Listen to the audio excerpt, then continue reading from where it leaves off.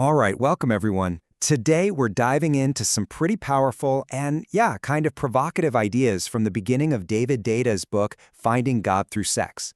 Now, just to be clear, this isn't going to be a how-to guide. Think of it more as an explainer.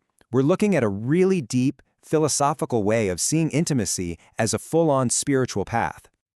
So the book kicks off with a foreword by the philosopher Ken Wilber, and he drops this quote right at the start. It really sets the stage for everything. The core idea here is that those intense moments of sexual rapture, they're not just about physical pleasure. The book argues they're actually glimpses of something way bigger, a real direct connection to spirit or, the divine. Okay, so building on that, the book basically argues that those, oh God, moments we've all heard about, they're meant to be taken, well, literally. They're like signposts. Deida is framing sex as a legitimate spiritual practice, a real path where the connection between two people can actually take us beyond our own little separate selves and into this state of, well, blissful oneness. All right, now to even begin to walk this path, there's one word, one central concept that we absolutely have to get our heads around. And that word is surrender. But and this is so important, the way the book uses this word is almost the complete opposite of how we usually think of it.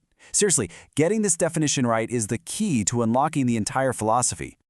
So here it is, straight from the source. When Deida talks about surrender, he's not talking about giving up or admitting defeat, not at all. It's an active practice of opening. It's about relaxing your guard, letting go of all that tension that keeps you feeling separate, and instead expanding into the fullness of who you truly are. And this is where the difference just becomes crystal clear, right? We're all taught to see surrender as weakness, as just giving up. But Deida completely flips that on its head. He reframes it as a courageous act. So it's not about being overpowered, it's about tapping into a much deeper power that's only accessible when you let go of your own resistance. And here is another absolutely critical distinction.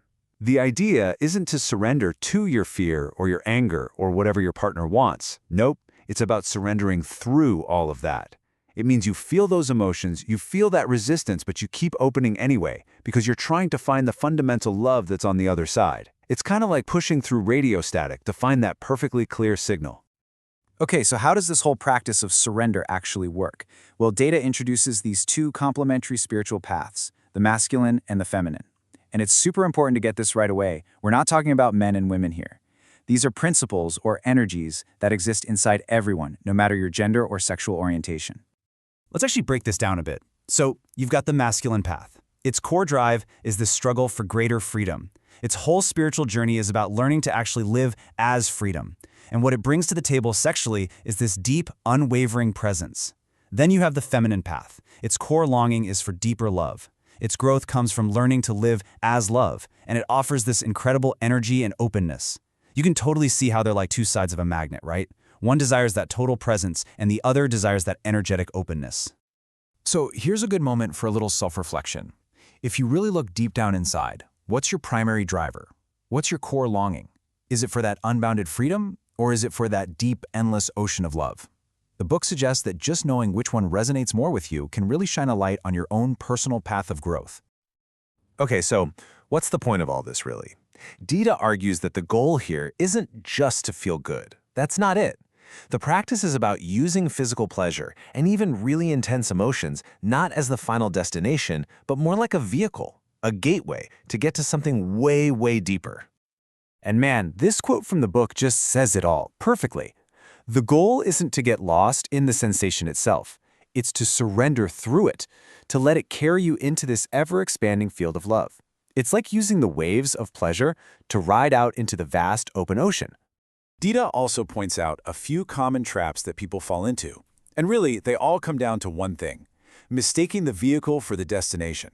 This means things like getting stuck on just physical pleasure without opening your heart, or confusing the need for emotional security, that feeling of being adored or even saved by someone, with the actual goal, which is that boundless, unconditional love.